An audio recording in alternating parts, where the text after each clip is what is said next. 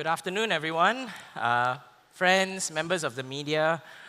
My name is John Lim. I'm the Chief Digital Officer of Gamuda, Berhad, and it's a pleasure to be with you here today at AEBF. First of all, I think we've heard a lot of very insightful things about bankability, very serious topics about the grid. But I think we're going to take a bit of a segue into a different but very important topic about digital resilience and innovation. And today, I think we want to talk about the new reality of managing the critical infrastructure that powers our modern world. The traditional playbook that we've relied on is rapidly being rewritten by new threats and unprecedented technological opportunities. I think Mr. Yus Rizal from TNB set us up very well at the start of the first talk, where he talked about the need for AI and digital in the grid. And this creates a fundamental tension, I think, for every leader in this room. On one hand, we have a non-negotiable duty to ensure that our systems are absolutely resilient. On the other hand, we face immense pressure to innovate and ride the wave of the AI revolution that we see today. So the core question that I want to explore today is this: how do we resolve this tension? How do we build an organization that masters both the digital resilience and the innovation agility at the same time? So let's break down this idea of systemic change a little bit. I see this as a perfect storm of three main things. First, you have the cybersecurity threats. And let's be honest, we've always had them. But now we're in a different league. In this borderless world, adversaries are more sophisticated, armed with AI, and a single breach can create a very huge public incident. Layered on top of that is the physical world itself. Climate disasters are happening more often and with more intensity, wrecking physical infrastructure in a way that can take an entire region offline in a single incident. And the challenge today isn't just about surviving the initial attack. It's also about the ability to recover, and especially in the area of global supply chain bottlenecks, it can make reconstruction incredibly difficult and slow. And finally, adding a strategic level of complexity are heightened geopolitical tensions. Conflicts and instability around the globe now create direct risks to our critical national infrastructure. And history has shown that energy infrastructure becomes a prime target during conflicts. So this forces us to confront a very critical risk: the potential for a single point of failure that triggers a cascading collapse across the entire grid. And the key is this: these problems don't happen in a vacuum, they feed off each other.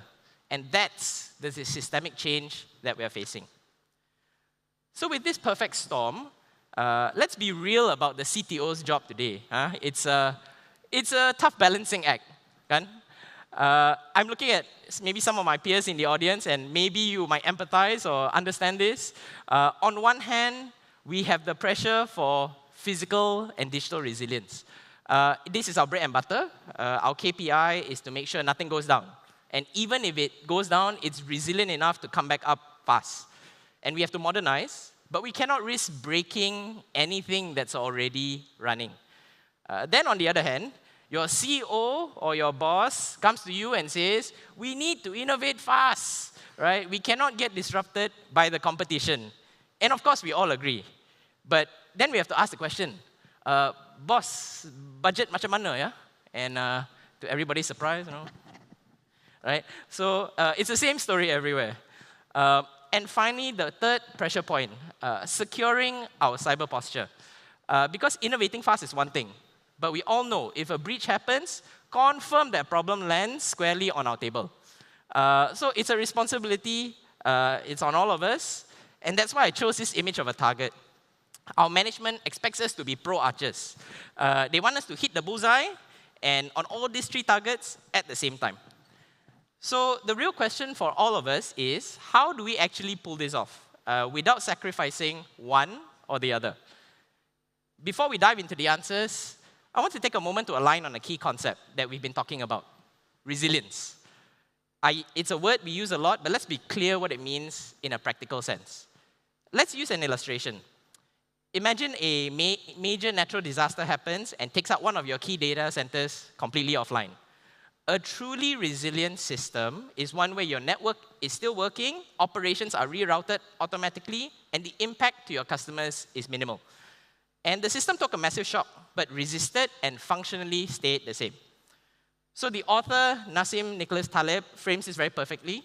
In his book, Anti-Fragile, he writes that the resilient resists shocks and stays the same. That's the core idea. And he also introduced a related concept, the anti-fragile get better. And this describes a system that would not only survive a data center outage, but would actually improve from it and become stronger. So from our discussion today, let's keep the core definition of resilience in mind, the ability to withstand shocks and continue operating. Now let's look where this concept truly meets reality. Resilience meets reality at the operational edge. This is where our digital systems control our physical world, and where we face a set of non-negotiable constraints. First, many of these critical locations operate with zero connectivity. They are physically air-gapped for security or simply in places too remote for a reliable network connection. This leads us to the second reality, data sovereignty. The data generated at the edge is often sensitive and subject to strict regulations, which requires it to remain physically on-site. But here's the core challenge. Despite these limitations, we have a pressing need for immediate intelligence to drive business outcomes or efficiencies, as Mr. Yus Rizal said from TNB. We need real-time data processing and AI-driven insights right there on location. As the slide says, we can't simply wait for a round trip to the cloud. And yet, we still want to tap the power of the latest AI models, orchestration platforms to enable our use cases, rather than compromise on something less capable. This creates a fundamental dilemma that we need to solve. How do we bring the innovation of the cloud to places that the cloud cannot reach? And the answer to that dilemma is a new architectural approach. A sovereign cloud, completely untethered from the internet. The idea is to get the best of cloud, but under your control. Let me walk through the physical diagram on the screen. On the left, you have the standard Google Cloud Platform. It's a public cloud that we all know, we all love. It's incredibly powerful, comes with world-class data, AI, security services. But its defining feature is that it's connected. So here's the question. What if you could have all of that power, all of that innovation, but have it completely air-gapped, running in your own premise, under your absolute control? Well, that's precisely the solution that you see on the right, Google Distributed Cloud, or GDC. GDC takes the same cloud capabilities and packages them to run anywhere you need them, on-premise, or even as a ruggedized tactical edge. And most important for our discussion is that it's designed to run completely in air-gapped mode, totally disconnected from any external network. And this is the key. GDC doesn't ask us to compromise. It allows us to bring modern cloud-native innovation directly into our most resilient, air-gapped environments. Now, you might be thinking, well, isn't this just another private cloud? It's a fair question. But GDC air-gapped is fundamentally different. And let me explain what these advantages mean in practice. The first, highest grade security. A traditional private cloud is a project. You buy components, you integrate them, and the security burden is entirely on your own team. GDC is a product. It arrives pre-hardened with zero-trust infrastructure, which means that you're not starting from zero. You're starting from a place of a highly secure baseline, which drastically shortens your time to accreditation. The second, latest Google AI innovations. And this is a very crucial point. In the past, air-gapped meant outdated. Your most secure environments were often your least innovative. GDC flips the script. You get to run Google's most powerful Vertex AI platform in a completely disconnected environment, and the implication is huge. Your most critical operations can now benefit from the very latest AI models, closing the innovation gap. Number three, it's fast to deploy. Anyone who has built a private cloud, a custom private cloud, knows that it can be a multi-year journey of integration headaches, vendor finger pointing. GDC is a fully integrated platform that deploys in weeks. For businesses, it means that your innovation cycle shrinks from years to months. Projects that were once on paper can start delivering value today. And finally, predictable OpEx. The old model of massive upfront capex for hardware, followed by countless hidden costs for software licenses, integration, management, is broken. GDC's subscription model gives you a single, predictable number that covers everything, making sure financial planning is far simpler and eliminating those nasty budget surprises. So this is it. This is where we move from building a resilient foundation to achieving true innovation agility. Think of it like a set of Lego blocks. At the very bottom, you have the secure distributed infrastructure provided by Google Distributed Cloud. It is your resilient foundation. It's managed, it's secure, it solves the problems that we discussed at the operational edge. On top of that, your teams get the powerful AI and data platform with modern tools like Vertex AI and Google Kubernetes Engine. This allows them to easily deploy and manage sophisticated AI models, whether it's Google's own models like Gemma, or whether it's your own open source alternative. But here is the most important part of the entire slide. At the top of the stack, all this technology exists for one reason: to enable business-driven AI use cases. And this brings us to the strategic shift. As the slide says, with the underlying stack fully managed, companies can dedicate their full resource to creating new business value. And your best people are no longer stuck managing infrastructure. They are free to innovate and solve your most critical business challenges. And it's so critical because, frankly, I think most companies underestimate the sheer complexity and also the real opportunity costs of having their best people focused on IT problems instead of solving business problems. So this freedom to innovate unlocks an amazing potential with AI. Let's explore some of these ideas that enables any organization or the industry. First, imagine the capability of on-demand project intelligence. Picture an engineer on a remote site trying to diagnose a fault with a 10-year-old piece of equipment. In the old world, it meant that you had to dig through lots of stacks of physical manuals, PDFs, calling back to HQ, wasting lots of hours. But with an AI assistant trained on your entire knowledge base, they can simply ask the device, what is the standard operating procedure for this specific pump model? And get an instant, accurate answer. And that's not just efficiency, that's accelerating problem solving where it matters the most.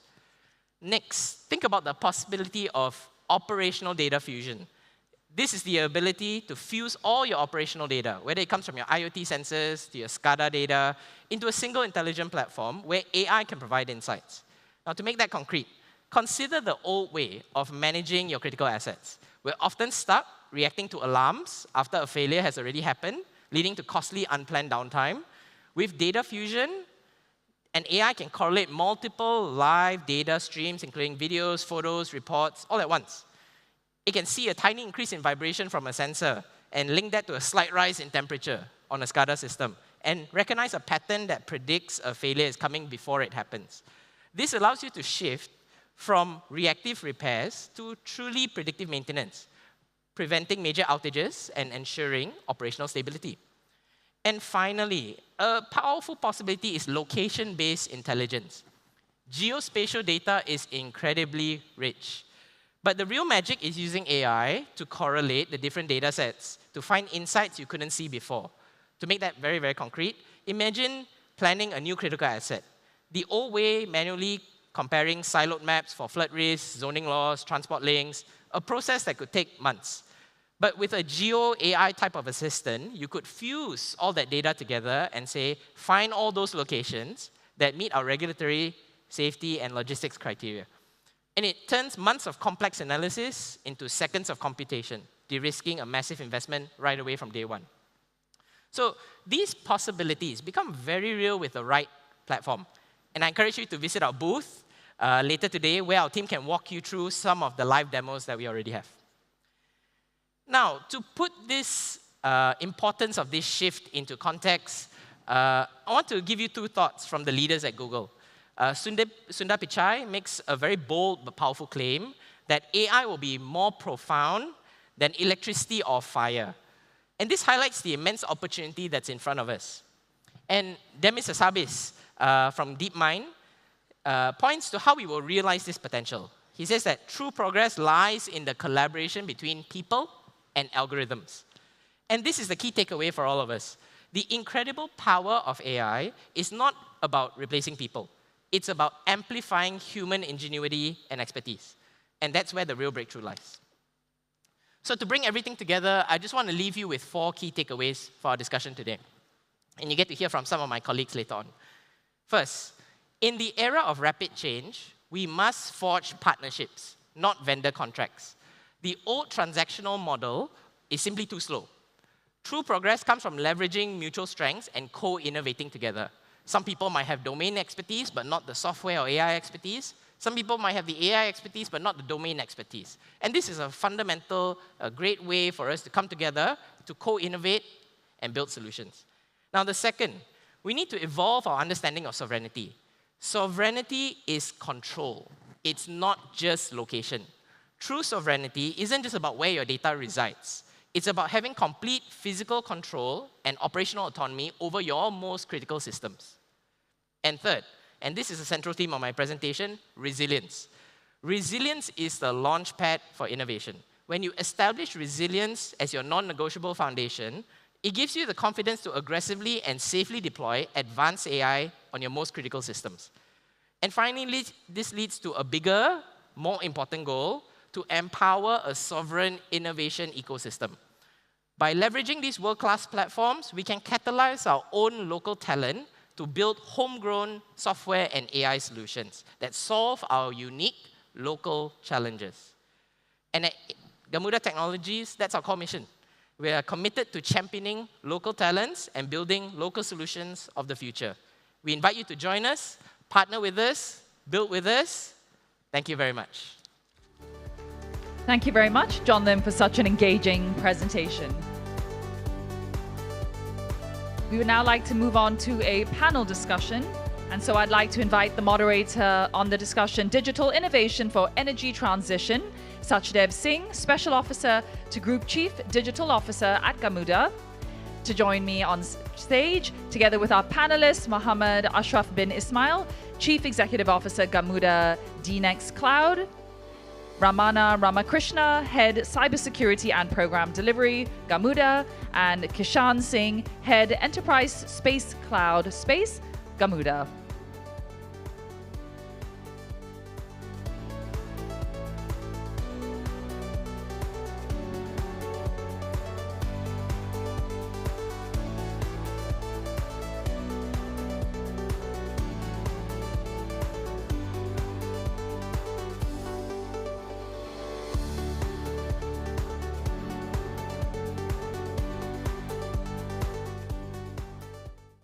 All right. Good morning, everyone, and a warm welcome to our session here today.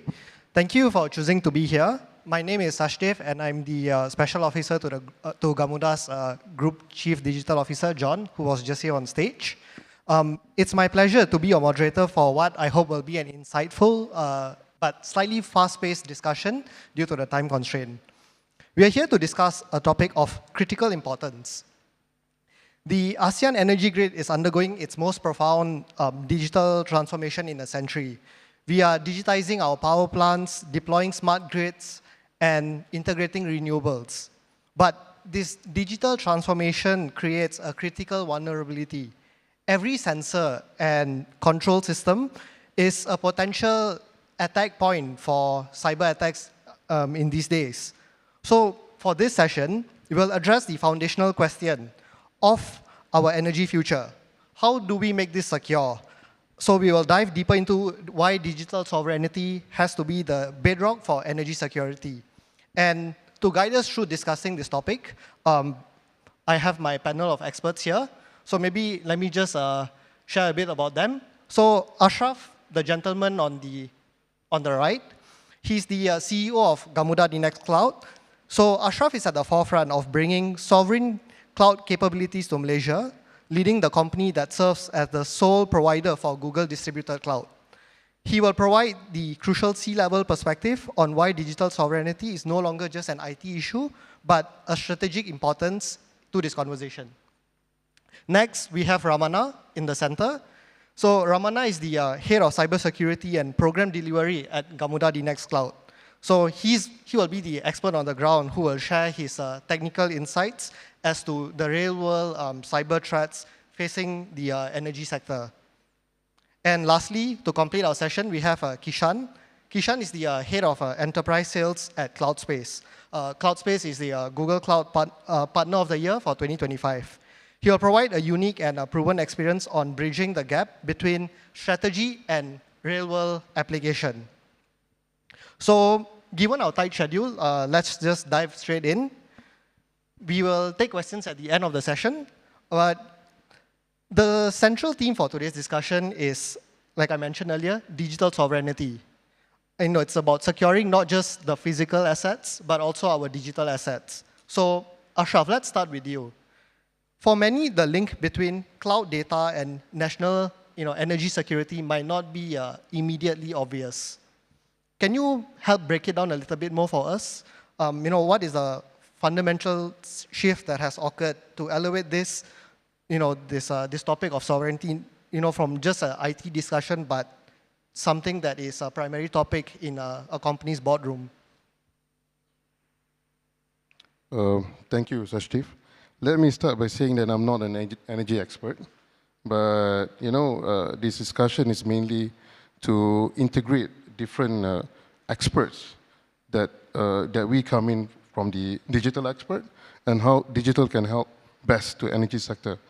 So, energy sector is massively evolving sector now. You can see the massive rise of renewable energy and also the increased usage of smart grid system, not only for smart monitoring or analytics, but also to optimize energy flow because of the, as you know, RE is intermittent. So, so this massive digital transformation, along with the need to have a data-driven system, created a fresh set of issues. That issue is vulnerability. So they are open to cyber attacks and also cyber issues that will affect the energy sector operations. So it's not rocket science. So the answer to that is to have a complete digital sovereignty. So what is sovereignty in this context? In the context of a sovereign nation, it's where its borders and also its borders is monitored and secured. So in this context, when you call about digital sovereignty, it's not about a nation, but to the organization itself. So meaning that basically all the critical data remains within the organization and also its ability to protect it, to use it freely in its own secure environment, right? So again, I'm not an energy expert, but digital sovereignty is achievable. It's highly achievable, in fact. So similar to the investment made by any energy company on digitalizing their organization, due investment is needed for digital sovereignty as well. There are a lot of solutions in the market, of course. I'm speaking for GDC because that's the business we're in. And circling back to your question, why digital sovereignty is a strategic imperative? It's because to increase trust. Trust is everything. Trust in reliability, trust in national security, and also trust in economic security. So reliability, the light must stay on, right? So by having a sovereign system that only applicable to that organization, you can ensure, you can give that peace of mind to the people and also to the businesses in Malaysia, for example. Number two, national security. National security is where you need to ensure that the energy supply is shielded from both foreign and local influence. You don't want to be at the mercy of foreign actors or local actors that is able to disrupt the energy flow. And last but not least, economic security. So if you have the first two, reliability and national security, the economic windfall will follow. Because the investors will view your particular country as stable and solid infrastructure, solid digital infrastructure to complement the energy infrastructure. So that is where the economic windfall follows. So therefore, I reiterate again, digital sovereignty is not a must, it's a must, and it's not an if. Yeah. Thank you. Okay. I think you highlighted that sovereignty, it's about securing, it's about, protecting ourselves. But maybe question to you, Ramana, what are we protecting ourselves against? So what are the cyber threats that, make the systems, vulnerable? And what are some specific threats to, our power plants and grid control systems that requires us to, be vigilant against this? Thank you, Sachdave. I think the audience here needs to understand what data is. I think we all can agree that data is the new gold.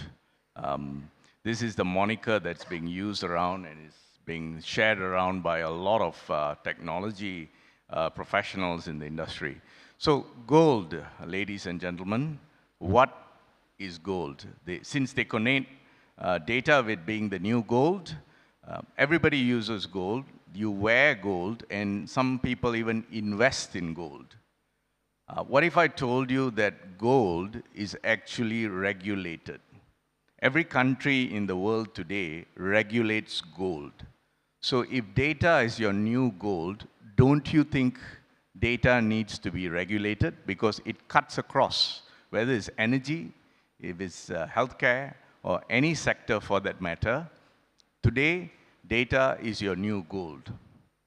So the imperative that I urge you and implore the ASEAN Energy Business Forum is that we regulate data just as much as gold, because if something can be as important as gold, then it needs to be regulated. Coming back to your topic, Sachdave, as you mentioned, what's the value today of what we are trying to do or achieve in sovereignty? The key value is that, I'm sure, ladies and gentlemen, you noticed the blackout yesterday. And in this blackout, you had 3 states which were powerless, right? So energy sector plays an important and integral part. The reason being is that it is vital for all the other industries. The energy sector has a cascading effect on healthcare, on transportation, and more importantly, public trust. There's a key factor here. So the key value of the energy sector itself is that you need to be safe, resilient, and available for the industry. Without having that resilience, you will not be able to have that value. Secondly, the imperative that the energy sector itself, keeping power plants effectiveness, needs to achieve a national framework. So you need to ensure that you have public infrastructure that is available at all time and is also resilient to all kinds of threats. And back to your vulnerability matter, today, if you notice, energy sector has a lot of grids coming up. You can see solar plants, you can see solar stations, you can also see a lot of DER availability everywhere throughout the whole country. So what this does is it increases your attack surface. Your attack surface is now at a higher point of attack for those threat actors. So this increases the chance of you being attacked and also allows a higher sense of vulnerability to the energy sector. Another key factor in terms of vulnerability is the resources. A lot of energy players do not have the OT, operational technology people, or the expertise to be able to look at the cybersecurity vulnerabilities that exist in your grid. Perhaps another vulnerability is the key fact that you don't have people having enough knowledge to thwart SCADA attacks. SCADA attacks are very common today. In fact, I'll be sharing a session later in the evening on the cybersecurity attack surfaces. SCADA attack is a very well-known method to be able to take down these vulnerabilities. So these are some of the imperatives in terms of what vulnerabilities exist in the sector. What are the things that you need to look at? Perhaps the other key factors would be things like third-party vendors. When you expose yourself to third-party vendors, this allows the threat actors to take advantage of the vulnerabilities that are existent in your third-party vendors. So you got to also tighten your perspective with regard to third-party vendors using VAPT tools, which allow you to have a higher resilience against those attacks. And lastly, it is important to understand that the energy sector plays not just a key role, but it is part of a bigger system because, as I mentioned, it's the cascading effects that you want to avoid. You want to avoid, allowing yourself to be vulnerable. You want to avoid allowing yourselves to have any downtime because you have a fiduciary responsibility for the nation. You are the backbone of the nation in terms of ensuring the integrity of the nation. The spine of the nation is kept running at all times. The best way to give you an example is the tremendous loss yesterday in terms of 3 states going down and how it impacted those businesses and enterprises in those 3 states. So, in a nutshell, it's a vital task, it's a huge responsibility, and it is an imperative on us to urge ASEAN not just to regulate, but also to ensure the resilience of the energy industry. Thanks, Ramana. I like how you put it earlier about how data is, the new goal, right? But given how, you said data is the new goal and, we must do what we can to protect it. So question to you, Kishan, how do we design an architecture to protect that goal? Because energy companies, they've got diverse digital needs, from your standard customer billing management to real-time grid management.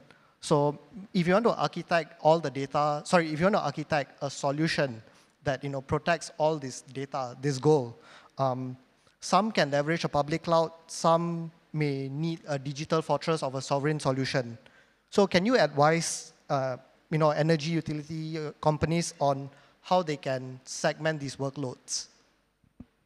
Yeah, so I think for the longest time, right, what we've talked about or what we consider sovereign and what we consider cloud is just basically the difference between on-premise and also putting it on one of the public clouds that are available.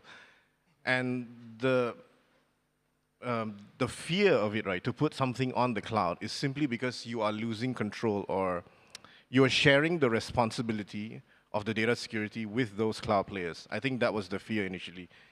Eventually, it became towards the concept of evolving towards data sovereignty, but the concept was just towards where your data is residing. So does it reside in Malaysia? That was considered data sovereignty, but is that really just the case? So the government did quite a decent framework, right, when it came to public sector data. Things that you can put on the cloud, okay, are things that are generally publicly available and information that is already there. Typically, this accounts for 60 to 70% of the existing data to begin with.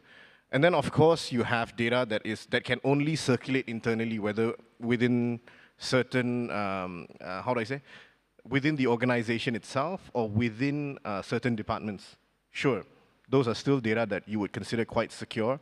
So those you can manage through various means, DLP, access controls, some form of web application firewalls as well, to make those controls be put in place. But then it comes to data or infrastructure, right, that you have to consider to be critical towards either the nation, critical towards your organization, that it can never fail. it can never go down, it can never be accessed by external parties. So that's what you would consider, right? Things that I am concerned about when I want to put it on the cloud, or when I want to manage the access of it, even to the perspective of the infrastructure layer, who can access what, right? Yeah. But then again, Kishan, for many, the cloud is still just the cloud, right? There are private clouds that exist. So isn't that sufficient enough to handle, the workloads that you say are critical? Why do we need an air gap model to handle these workloads? Yeah, I will answer that in a few fronts. Firstly, you think about how we have evolved, right? We went from how we host our applications towards building upon microservices. And today we're talking, even microservices is a little bit outdated in the conversations. We're moving towards talking about agentic AI, how AI can converse with AI to make things happen, right? That is literally the future of what the IT industry is going to be, right? How we code, how we interact with AI has evolved, I think, even in the past 6 months. Right? It's so different now. Things that we used to talk about doesn't exist anymore. So from that perspective, right, how do you consider something to be cloud and something to be sovereign cloud? Let's call it sovereign cloud. The advantage of cloud to begin with, right, is not just the scale that you can scale towards. It's also the technology that comes with it. Like Google Cloud has very specific technologies that are, I would say, best in class within their own environment. Today, their AI solutions are pretty good, right? They have all sorts of AI solutions from text-to-speech. You can, even their cybersecurity solutions are packed with Gemini built in. You have image, videos, all these different functionalities. You don't have that on your on-premise setup, your normal on-premise setup. But a sovereign solution, right, brings that into place from a technology standpoint. But the other angle that we have to look at as well is that, hey, if I'm going to put critical infrastructure on the cloud, you think about heightened tensions today, right? Or even, I mean, of course, we've been at peace for the longest time. But in heightened situations, like even what you see in Europe, what you see in all the other parts of the world, right? The first thing that they target is what? Is your energy infrastructure, right? It creates mass chaos, mass panic. It cripples every other thing that how do you say, supports the nation. So, and of course, those are war crimes, right? But if you're looking from a cybersecurity angle, plausible deniability, you have state-sponsored threat actors that also target your infrastructure, whether it be on the cloud, when there's access that not fully controlled, or even on-premise, right? So how do I ensure, right, that at least from the IT perspective, things are always going to be BAU as usual, even during heightened tensions? Of course, it's not going to happen to Malaysia, hopefully, for the foreseeable future, but it is something that we as a nation need to consider from a security perspective, from how we manage our data, from how we manage our infrastructure as well, right? Yeah. Thanks, Kishan. You made some very good points, because I think at the start, we talked about, cyber attacks and hackers, but I think it has moved on from, just standard hackers. It's, at the end of the day, it's about ensuring no matter what, it's always going to be BAU for our energy systems, and it's about having a full control over the data. And that's why a truly disconnected environment is essential to make this happen. So that brings me to the next logical question. Ramana, Gamuda DNeX Cloud is at the very center of deploying this, sovereign air gap, solutions in the country. Can you demystify what a truly disconnected environment is for the audience, and how a system like that enables energy companies, to reap the benefits of a sovereign solution, but also get the best of what AI can do, because maybe you can run AI on a disconnected environment? Thank you, Sachdave. Very pertinent question indeed with regard to AI. So let me reframe the key question why we are here today. Again, coming back to what John mentioned in the earlier session today, where he equated energy resilience what I want the audience to understand is that energy resilience equals national sovereignty. That's the key takeaway that we would like you to have, because what Gamuda DNeX is actually setting up to do is to secure the digital enclave to engineer and to operate independently from any external network. That's exactly what this sovereignty is about.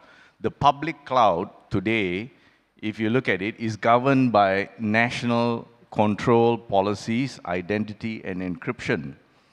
So what does this truly mean to have a truly disconnected cloud?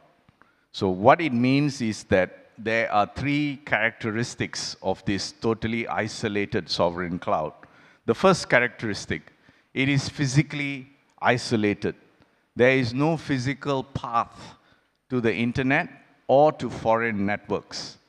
Second, it is digitally sovereign. All keys, identity, and data governance is actually controlled within the country. It is done by national entities. Gamuda DNeX is a fully nationalized company. It is Malaysia first. It is not residing with any hyperscalers. And thirdly, it is operationally usable. You have digital workloads like AI. You have a full stack AI capability. You also have digital twins. You have predictable maintenance. You have high performance analytics, and with all of that, despite being disconnected. So how do we then bring AI to the picture?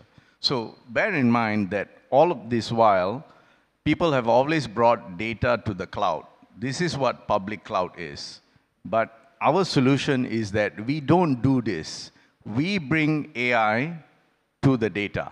It's not the other way around, but AI actually is brought closer to the data. So how this is done and what are the benefits that you could get in a sovereign cloud solution would be, this solution is a fully packaged comprehensive stack. It allows a pre-training of AI models, and then it allows it to be deployed locally within your infrastructure.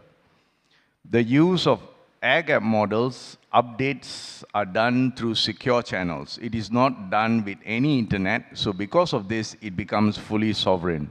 It enables energy companies to detect anomalies within the platform because of its tool set. It also allows predictive turbine maintenance, possible look at predictive transformer failures because of the AI capabilities. It prevents load instability and also manages this effectively. It also does forecasting. So all of this is possible because your AI stack is fully available even on an isolated, disconnected cloud. And I want to leave you here with a few takeaways. A truly disconnected system isn't about isolation. It's all about power without dependence, AI without risk, and national control without any compromise. That's what it's about. This is the foundation of sovereign energy independence. It democratizes the data that you need to manage, because cybersecurity is today the new energy security that ASEAN requires. Thanks, Ramana. I would like to ask you the last question, Ashraff. I imagine that, for companies that would want to invest in like something like GDC or sovereign platform, it cannot just be as an insurance policy against cyber threats. So let's talk about the return on investment. So how does this full tech AI sovereign platform become more than just a shield to cyber attacks, but instead act as an engine for innovation for a particular organization? I want to thank you first, because the flow of questions, basically I don't need to speak much. These two gentlemen covered well on the details about how to become, to achieve digital sovereignty. So but I just want to add, before to answer that question, I just want to add a bit. Digital sovereignty is basically covering three main aspects. You have sovereignty over your operation, you have sovereignty over your data, and your software. So basically, it's a complete sovereignty over everything.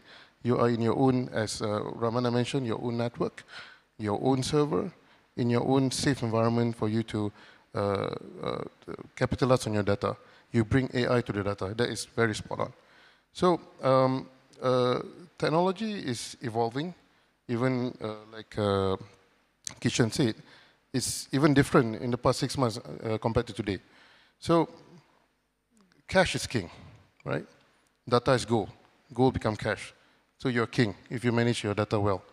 So this return of investment is what I want to touch is not just intangible in form of securing against threats and whatnot. It actually can become really tangible. So yes, you need upfront investment to it, but that investment could be smart. For example, that for GDC, it's very predictable OPEX. It's not unpredictable where you need to, like John mentioned just now, where you need to, if you were to set up yourself, you'll face basically cost that is unforeseen costs and all. So basically, this is platform as a service that you take. So it's a very foreseeable cost in your OPEX. So the return investment can be tangible in form of when you basically improve all your energy, the smarter grid, the grid is so efficient, it will come back in form of more business. So therefore, it's tangible. And I will leave at that for now here. And that is a very powerful stand, to end this conversation. So if there is one clear message to take away, it's this. To build a secure and sustainable energy future, we must first build a foundation of digital trust, and digital sovereignty is the bedrock to make all of that possible. So please join me in giving a huge thank you to our panelists, Ashraff, Kishan, and Ramana. Thank you. Thank you very much, gentlemen, for such an informative conversation. I'd like to invite all of you to the front of the stage for a group photograph.